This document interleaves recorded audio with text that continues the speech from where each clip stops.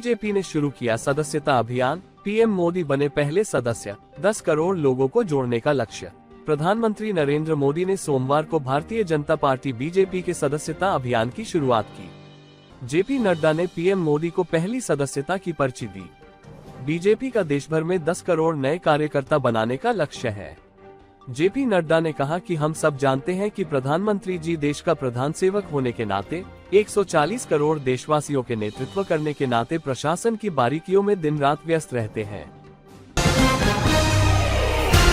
मैं अब पदक का रंग बदलने के लिए कड़ी मेहनत करूंगा। योगेश कथुनिया ने डिस्कस थ्रो में लगातार दूसरी बार जीता सिल्वर। पैरालंपिक खेलों में लगातार दूसरी बार रजत पदक जीतने वाले भारतीय चक्का फेंक खिलाड़ी योगेश कथुनिया अपने प्रदर्शन से बहुत खुश नहीं हैं, क्योंकि उन्हें लगता है कि वो कई प्रमुख टूर्नामेंटों में दूसरे स्थान की बाधा को पार नहीं कर पा रहे हैं।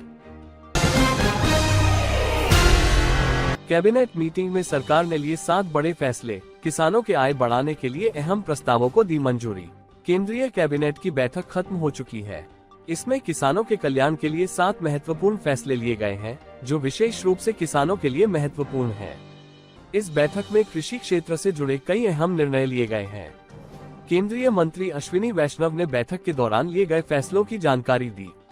उन्होंने बताया कि कैबिनेट ने किसानों की जीवन स्तर में सुधार और उनकी आय में बढ़ोतरी के लिए कुल 7 प्रमुख निर्णय किए हैं। दिल्ली में पटाखे के गोदाम में लगी भीषण आग, कमरे के अंदर मिली जली हुई लाश। उत्तर पूर्वी दिल्ली के सोनिया विहार इलाके में सोमवार को पटाखों के एक गोदाम में आग लगने से एक व्यक्ति की मौत हो गई। अधिकारियों ने ये जानकारी दी। उन्होंने बताया कि यह घटना सोनिया विहार की गली नंबर 1 स्थित चौहान पट्टी में सुबह 4 बजे हुई। राजधानी में हुई झमाझम बारिश, सड़कों पर भरा पानी, उखड़े पेड़। देश की राजधानी दिल्ली में सोमवार को भारी बारिश हुई। इससे कई जगहों पर पानी भर गया और पेड़ उखड़ गए। दिल्ली पुलिस ने सोमवार को बारिश के बाद कई स्थानों पर जलभराव और पेड़ उखड़ने के कारण यातायात जाम होने के बाद यात्रियों से व्यस्त समय में अपनी यात्रा की योजना सावधानी पूर्वक बनाने को कहा है। राष्ट्रीय राजधानी के कई इलाकों में सुबह बारिश हुई।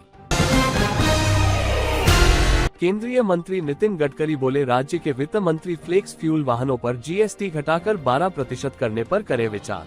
केंद्रीय सड़क परिवहन और राजमार्ग मंत्री नितिन गडकरी ने सोमवार को सुझाव दिया कि राज्य के वित्त मंत्रियों को फ्लेक्स फ्यूल वाहनों पर माल एवं सेवा कर जीएसटी को घटाकर 12% करने पर विचार करना चाहिए।